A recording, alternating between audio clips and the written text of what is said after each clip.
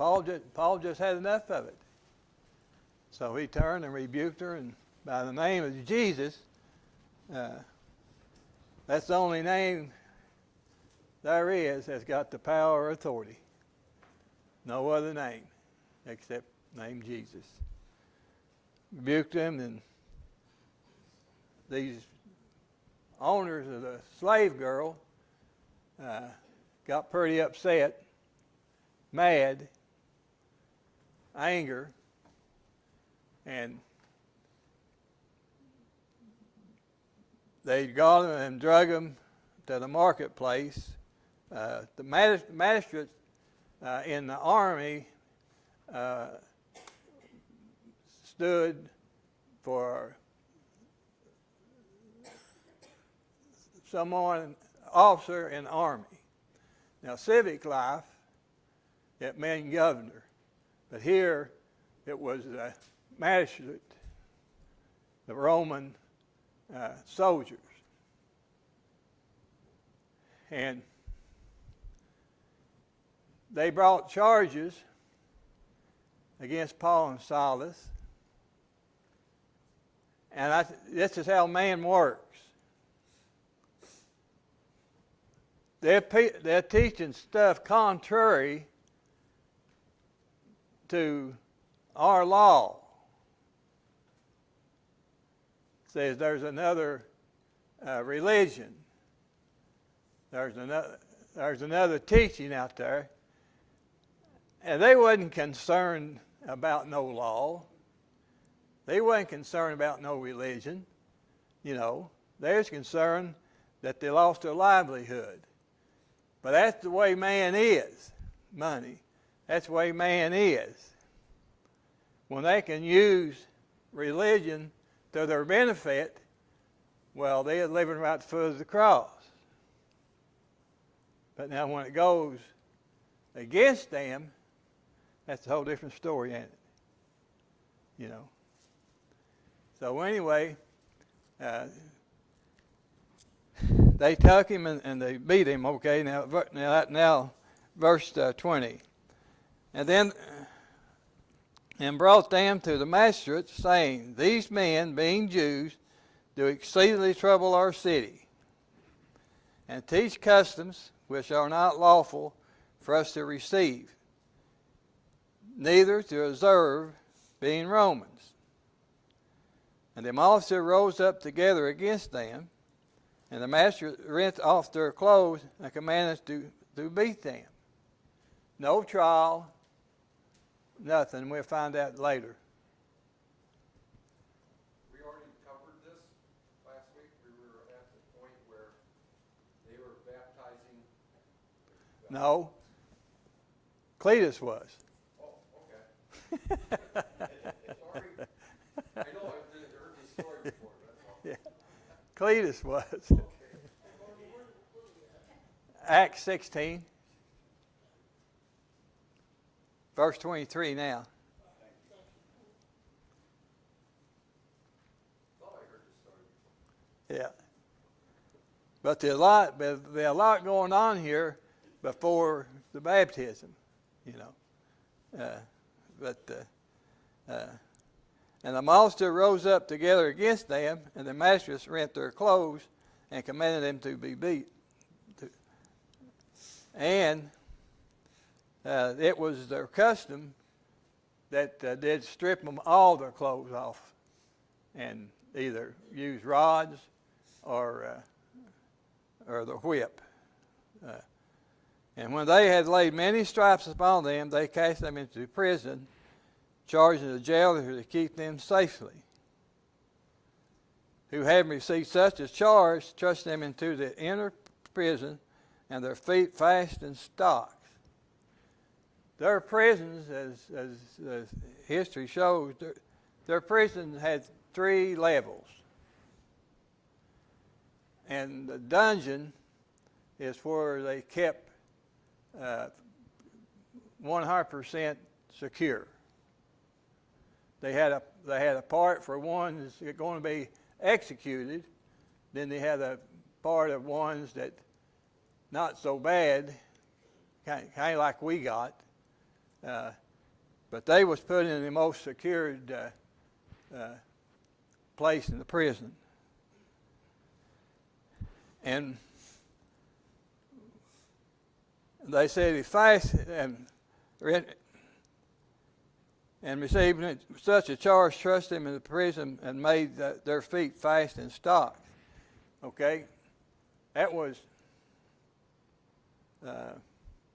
braces, and they had him in such a position that they'd widen their feet just as far as they can go, just to get all the suffering and torment out of them that they could, you know. And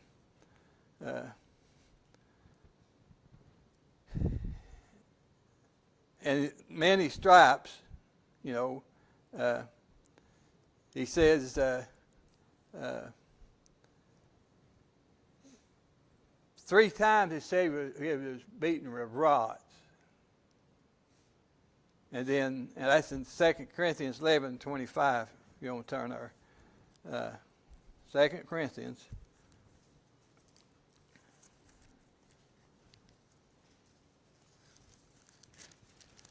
We know this gospel in heaven's real because man couldn't go through what they went through in the first century unless Paul got a glimpse of. We believe, the Bible don't say, but we believe that Paul was the man that was stuck up in the third heaven. You know. What did you say that was? 2 Corinthians 11:25. 2 Corinthians 11? Yeah. Oh,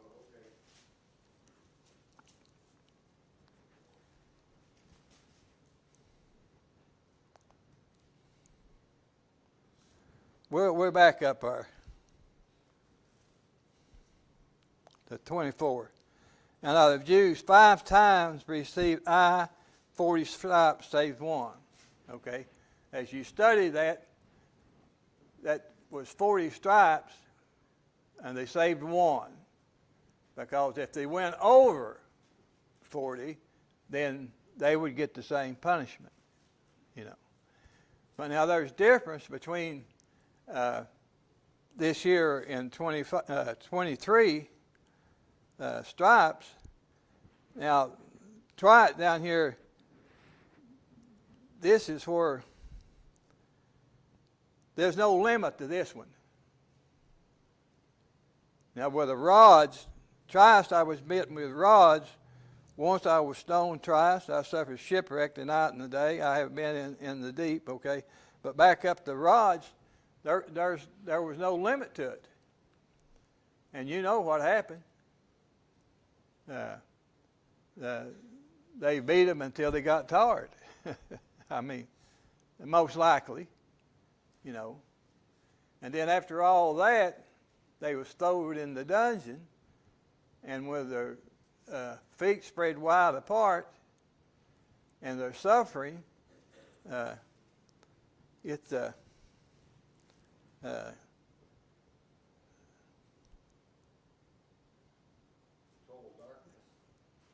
darkness, yeah.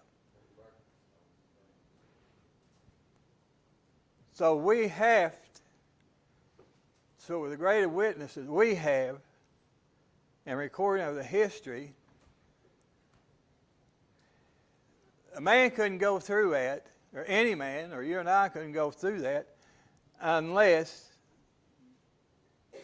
it was, the gospel was 100% pure. Yeah, that's,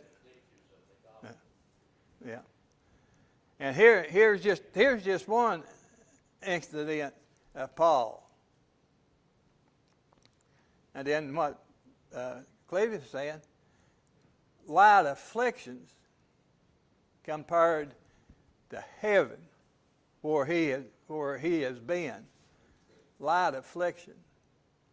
That heaven has to be worth it.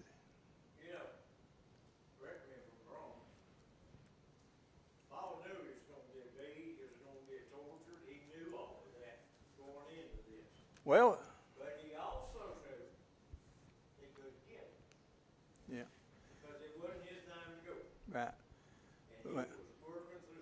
Well, when Christ came to him and recruited him to take the gospel to the Gentiles, he says, go, told Ananias, says, go and take the gospel of Paul, and I'm going to show him what he's going to have to suffer. But he knew heaven was for real. We know, I hope we know, without a doubt, heaven is real. He had a mission. Christ sent him on a mission. Right. Okay? And he stayed focused on that mission no matter what got in his way. Now, and when Paul wrote to young Timothy in 2 Timothy 4, Paul was coming to the end of his life. Okay? He knew he wasn't going to be there much longer on earth. Right. But what did he say? I've I've run a good race. I kept the faith. That's the only thing on your deathbed, and I've seen people die on deathbed, and you have too, is that nobody can save you. I mean, nobody. Your mommy, only thing, if your mommy's there, all she can do is comfort you. But who and what can get us to heaven? The gospel. And we're on our way to heaven. And there's nothing, I'm telling you, there's nothing, should be nothing in our life that will take that away from us. We're on our way to heaven. Paul knew he was on his way to heaven. And the only thing that we're going to take with us is our faith and our righteous works. Paul said that he was ready for crown of life. Yeah. All right. Laid up for me, he said. Yeah. But he also said, Not for me. Not for me. but all of them that love his appearing. That's us. That's us. You know. Man, what that's why, as you learn that Lonnie and Anthony and AJ, that's what we talked about Monday. You know, who's going to mess your day up? You know, we talk about. David says, God has gave me this day, and I rejoice in it. Well, he's talking about the Lord's day, but each day that God gives us, we should rejoice in it. And only one has the power to mess your day and my day up is me and you all. That's it. You know. And let's just go, and then we can relate that back to Paul and Silas. And then Peter and John back in chapter 4 is that we talked about a little bit, is that fear the one that can destroy body and soul. Man could not touch Paul and Silas, inner man. They could not touch their faith. They could not touch their joy. Because we read that in Acts chapter 4 here in a minute back there. Is that Peter and John was rejoicing that they was worthy to suffer for Christ's name. What an attitude. And that's us. We can teach a stronger lesson when we're sick, stronger than any lesson we're well. You know. when you're healthy and everything's going good, you know, that don't take much effort.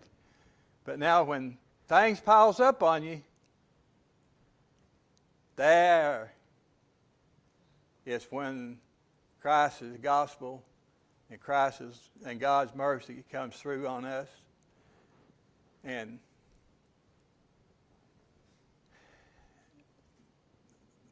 my job, welding, everything had to be 100% X-ray. I don't care if the heel's like this, or I don't care if the heel's like this, or no matter what position, you still had to make X-ray weld, or you get run off. And I didn't want to face duty because we had bills coming in.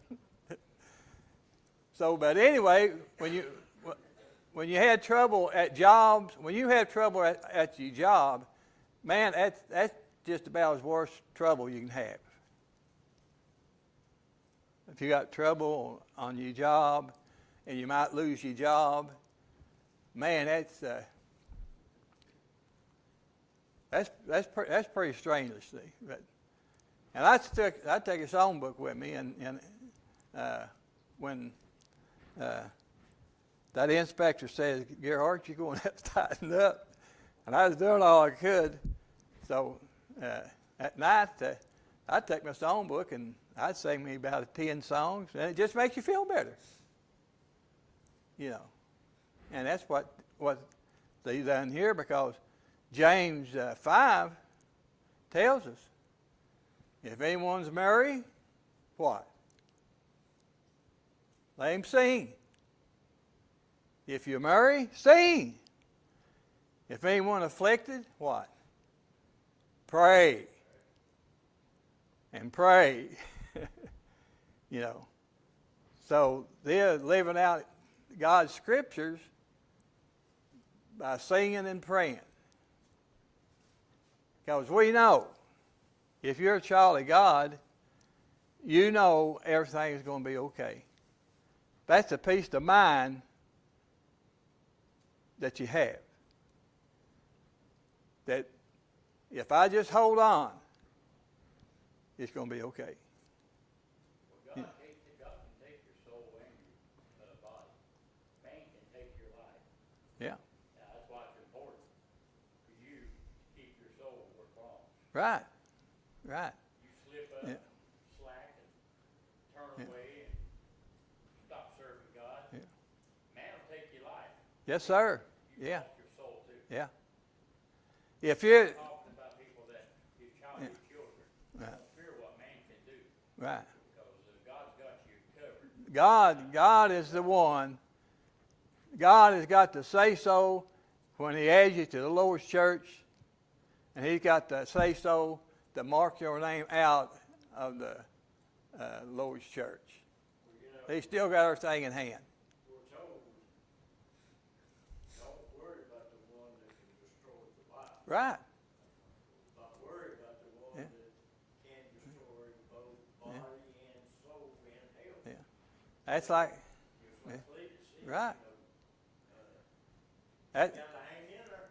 that's like Peter, when they just got to, James just, Harry just got through killing James, and it pleased the crowd.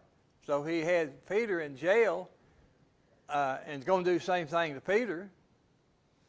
And you know the story we went through. The angel come to him, and he was asleep. You know, knowing that most likely he's going to lose his life, like James. But he had that inner peace. That's the difference between a sinner and a true Christian. Yeah, I've often wondered, the apostles, when they took on that responsibility, okay? Well, I honestly believe they knew what the end was going to be. We know that we read history telling how each one of them died or whatever. yeah. But I can't help but, think that, when they took on that responsibility, that they was going to have a tough life. Yeah. Well, when we stepped out of the world and took Christ as our master, a lot of people take him as their savior because that's something for them. But now you got to take Christ as your master. And if Christ is your master, and if you trying to live your best to live a Christian life, somewhere down the line you're going to suffer. Somewhere. But we've got the peace of mind. The peace of mind makes a calm mind. This jailer, we was not going ahead. The jailer was all messed up. He didn't know what was going on. But Paul and Silas knew exactly everything was okay. You know. And like Cletus said, this is not me, this is just what the Bible teaches. If your first priority is not trying to go to heaven and do not bring any reproach upon the Lord's church, we ain't going to make it. Yeah, you're in the wrong state of mind. And that's so sad. Is that the church today has a bunch of lukewarmness. We know about them. But here, right now in our Bible study, right here, if our priority is not going to heaven and the church is your first priority, you ain't going to make it on this earth, and you ain't going to make it to heaven. That's just the way it is, you know. And they knew what was going on. All right. Huh? Wednesday and Sunday evening is pretty well self-explanatory on who wants to go to heaven. That's Everybody wants to. yeah. But you need to study and learn to stay to the point to where you know you're going to heaven. It's like the old saying is everybody wants to go to heaven, nobody wants to die. Yeah. You know, I don't know too many Well, people that don't want to go to heaven, but do they work at to make sure they can get there? it's history repeats itself, and y'all have heard me mention this 2 or 3 times. In the 70s, mom and daddies, their first priority was their job. Their first priority was trying to get their children going to college and get them majority of the world in the church. That was their first priority. And now, what do you think their children, what kind of mindset do their children have? Same mindset. Their job and the earthly life was more important than trying to get to heaven. And if we don't talk about it and reason together and know it will happen, then it will happen. You know. Well, that's enough on that, right? All right. All right, go to, James, I got down James 5:13, but that's where you pray and sing. And they're just, that's the individual, child of God. Singing is just good medicine. And praying is real good medicine. You know. And that's the way God has set it up. And Acts 5:41. Acts 5.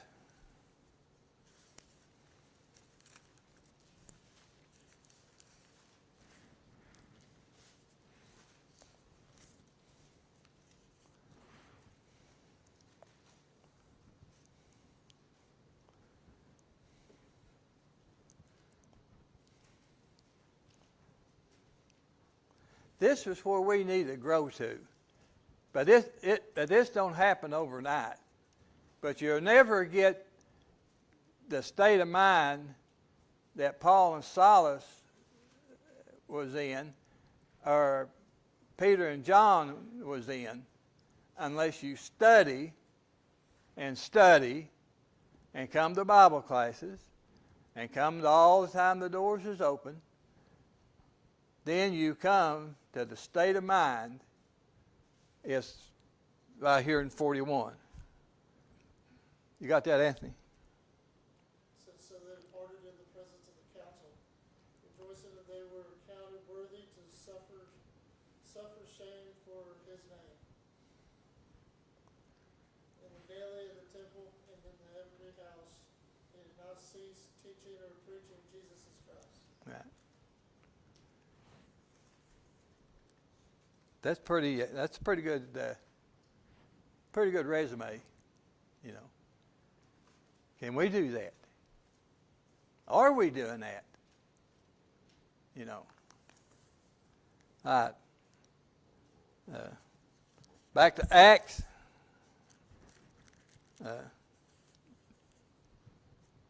16. Now, 9:16, what Jim was talked about how Christ said that he would show Saul things that he must suffer. 9:16 says, "For I will show him how great things he must suffer right. for my name." You know, Christ told Ananias to go to something. Yes. Okay. He said he was a chosen vessel. He what? I said when Ananias was told to go to Saul, Saul didn't really, Ananias didn't really go. Oh, I've heard that. Okay? Yeah. But he told him to go because he was a chosen vessel. That's right. So Yeah. that tells us, you know, that Christ had something that he wanted Paul Yeah. to take care of. Same thing. He had Paul had to take the gospel to the Gentiles, and we are summoned to take the gospel to who? To our world. To our world. My world is different than everybody else's in here, and everybody's world is different. Now, I'm not responsible for Wilma's world. That's hers. I'm responsible for my world. The ones I come in contact with. The ones that I loaf with. The ones in my world is one that I need to tell them about Christ. You know. But all of us, I say all of us, can help each other in their world to make it more successful. That don't mean they're out there by themselves. You know, that Right. means that we can assist, Oh, yeah. okay, and help. Yeah. And that's why I'm here tonight. Because I want assistance on learning more about God's word. Yeah. Lean on one another, Amen, bro. carry your burden. That's why we're here. You know.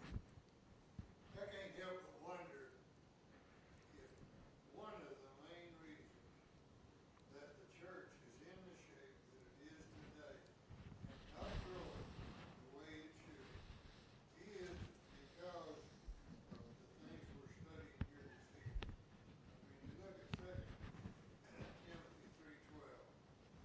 Do we really believe that, or are we just too timid to go to people with the gospel?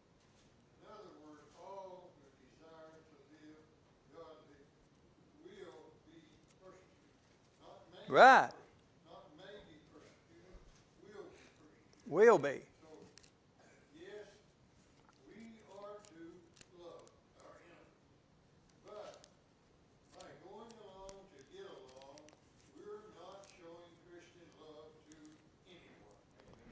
That's what happened to the church. That's what I said. I think that's what the main reason Yeah, the church is not growing the way it has in past times. yeah. Now, when's the last time you heard a debate? When I was a young man, yeah, I mean, Church of Christ preachers was debating anybody they could debate. Okay? Well, one reason they couldn't debate, they couldn't stand against the Bible. Well, what about today? Yeah, same reason. I don't I know mean, when the last time. you know, Last time I when- heard a debate when I lived in North Yeah. Carolina. When you start talking with your buddies, when you start talking Bible, and naturally we take them to 238 because they can be saved without being baptized. And then when you start teaching them the gospel, well, it's over with. The most shocking thing to me is I always hear, I don't have the time. Yeah, An hour, 2 hours, 3 hours out of Right. the whole entire week. Yeah. You don't have the time. yeah. That's ridiculous. To me, that's just totally ridiculous. Well, I hear it all the time. I don't have, You're going to have time to die. oh, yeah. I mean, if you live long enough, you're going to have time to die. And what we're doing here, we're getting ready for that death angel or when Christ comes back. That's what we're doing right here. We're sojourners to heaven, and here we're trying to get ourselves in shape when the death angel comes or Christ comes back. And like Floyd says, hey, they treat this Christian life, they treat heaven and hell. It's just another ball game, Terry. It's just another. It's Christianity and Satan and his ministers and the church and the members of the Church of Christ has helped too. Somewhere down the line, the Church of Christ, is like everybody else. I've heard in this, I'm gonna do it on faith. I've heard in this congregation, myself, my own ears, approach, ask the question, why don't we go talk to these people? Why don't we correct these people? And the answer I got was, well, we might upset them and then all of them will leave. Yeah. Heard the same thing. I like to fell through the floor. Yeah, I love every one of y'all. But if every one of you get mad at me and make it heaven because I said something, hey, Omar will be all right.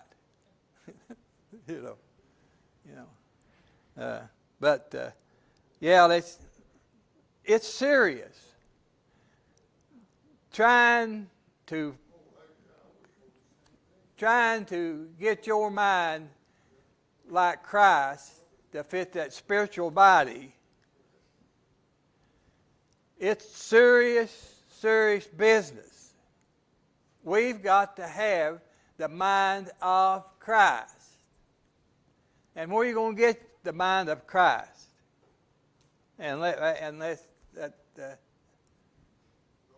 Paul said he had the mind of Christ. Right. And I don't find where he was compromising through, I don't think he was thrown in prison for compromising here what we're reading. No.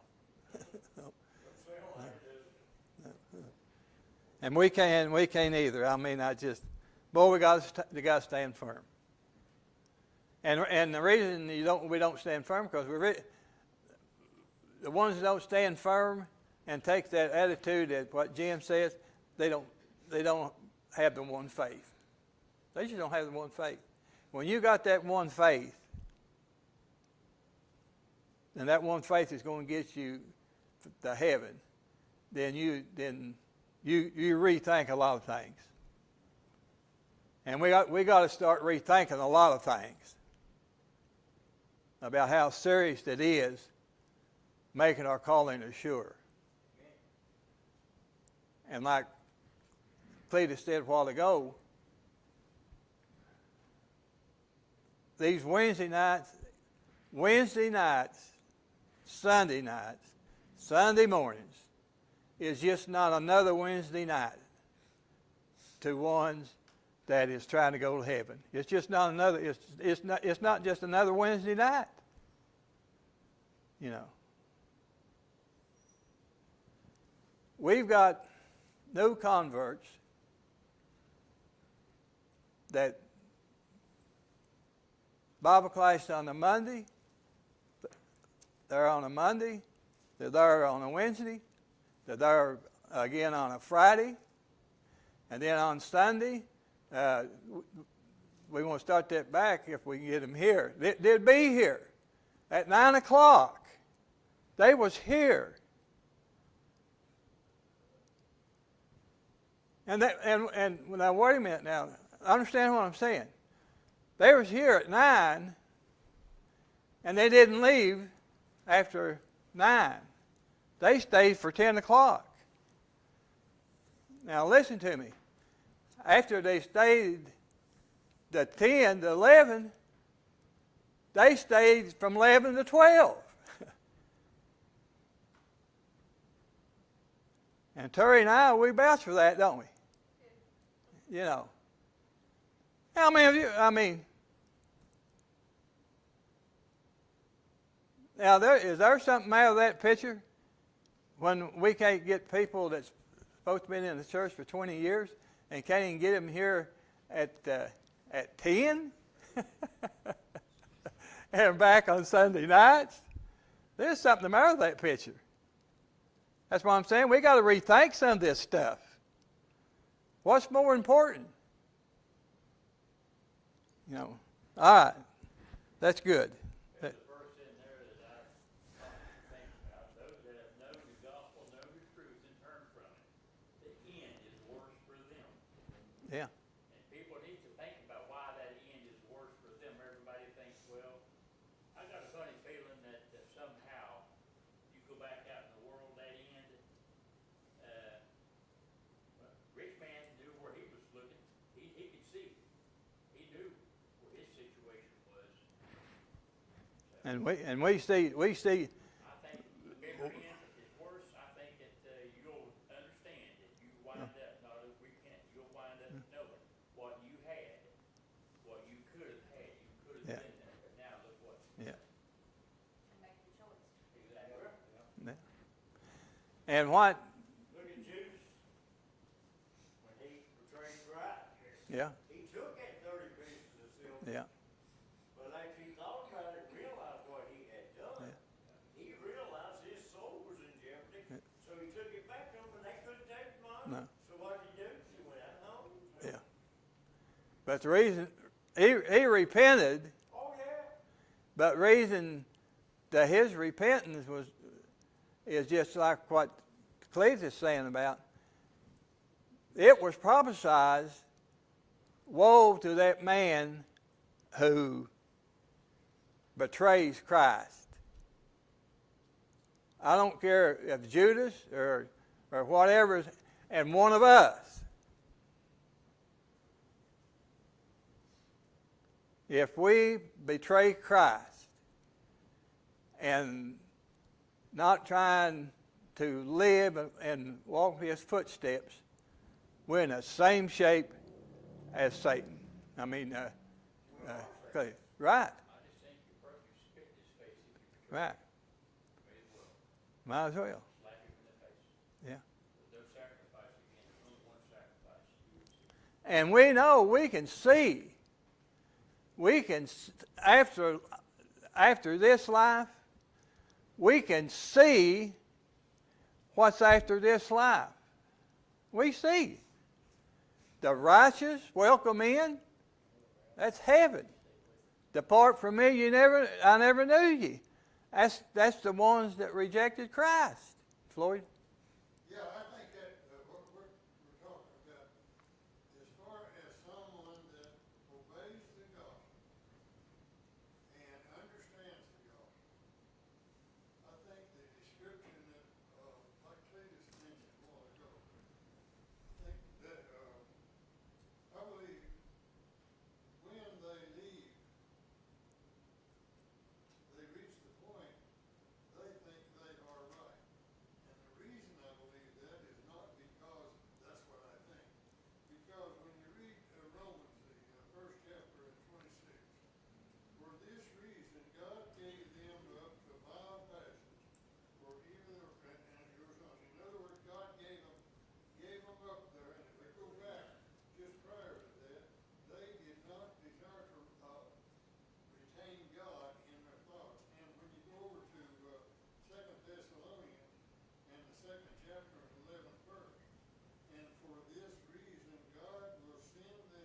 Wrong illusions.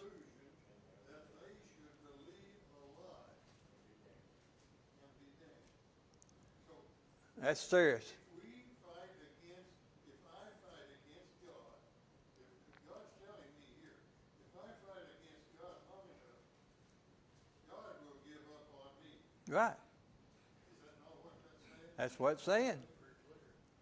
So when someone obeys the gospel faithful for a while, well, There's somewhere right. There's somewhere that we read in it. If you read crucify, trample the blood of Christ. Man, that's bad. That's a bad place. We got to hold. What I mean, we got to hold on. And the only way we're going to hold on is what we're doing right now, and be with Christians. Just think.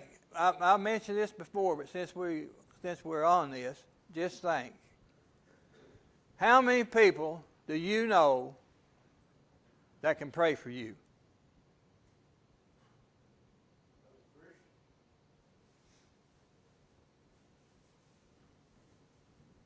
Yes, so I said, another Christian. You know, faithful. Acts 4:12, what does it say? Yeah, Christians. Know that God heareth not sin, Yeah, but if any man be Yeah. a worshiper of him, doeth Yeah. his will, what? Him yeah. he heareth. So how many people can actually pray for you? I don't know. Through the congregation around here, I probably got about 6 or 7 people each in the congregation that knows me, and I think, and I hope you all praying for me. But there's a very few people that can pray for you. So why wouldn't you want to be with somebody that could pray for you, that prays for you, and care about you? That's them old time. There's no rhyme and reason in that. Everybody tells you they'll pray for Yeah. you. Somebody says, "Oh, we'll pray for you." I'm not going to tell them not to. I said, "I don't want to hear your prayer, but you go ahead and do whatever. God will take care of it." That don't mean I gotta bow my head and close my eyes. There you Yeah. go, exactly. They want to pray for me, let them pray. God judges that prayer. But since beyond this,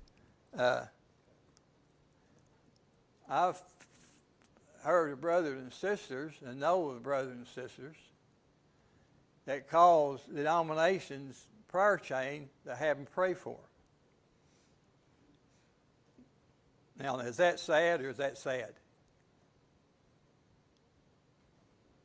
That is sad. That's what I'm saying. The only ones can pray for you is the ones that is striving to enter in. That's it.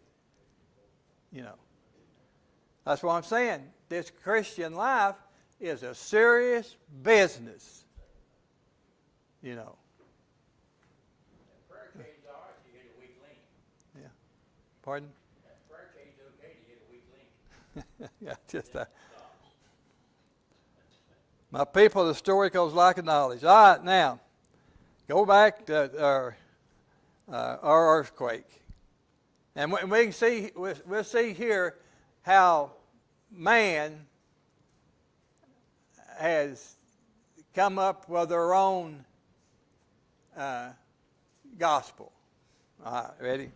And suddenly there was a great earthquake, so that the foundation of the prison was shaken, and immediately all the doors were opened, and everyone's hands were loosened.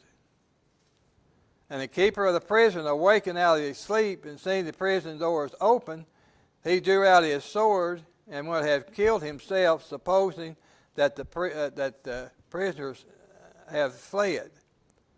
But Paul cried with a loud voice, saying, "Do thyself no harm, for we are all here." All right. Now here is the ones. Here is the earthly Christian leaders. This is what they question Luke's story here about the prison and the earthquake. First of all, who called earthquake? God. Who caused the chains to fall off? God. And they says, well, now how completely dark. God is in charge of this event. We know that. They says, well, now how, there's no way that Paul could see the prisoner, the jailer, about ready to take his life because there's no light. Then they says, well, how did the jailer sees all the prison doors open where there wasn't no light? How do we know there wasn't no light there? Now this is religious, big, top religious leaders has come up with jack like this. And then as we go on over into the baptism, it gets worse. Well, since we're out of time, we'll just talk about that. I'll pull a Cletus on you. Is that they says, well, it was at midnight, and it was a quick action. They was baptized. So it had to be a different mode, because where did they get the water at midnight, and how did they get there? See how people thinks? Well, they had to be bush water. Right. It wasn't sprinkler or board. But they don't understand. God is in charge of all this. Right. Only thing I know, that Paul seen the jailer, and the jailer seen the doors was open, and Paul saved his life, and that's the end of the story. God provided the means Exactly. for everything that took place Right. for it to be taken the way that the scriptures were taught. Right. Yeah. How he But done it. But the reason they bring this up is because they get away from that one baptism. You can sprinkle. You know they sprinkled him there, Jim. They had enough water to sprinkle him. That we know better. Is this why that you don't listen to the messenger? Is that you listen to the message? We just go read about Ethiopia.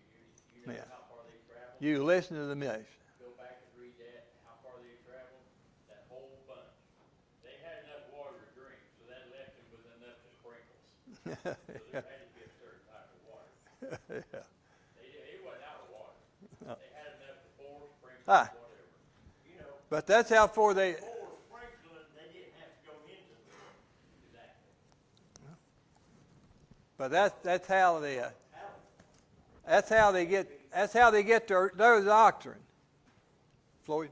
Yeah, but it don't say here that, Paul, taught baptism to them. No, but when they take him to wash his stripes, they They taught baptism. oh yeah, I am incorrect when I say that. I will Yeah. correct myself on that. yeah, But it is, when we talk about flying, in other words, what are we to believe? We're to believe what we're commanded.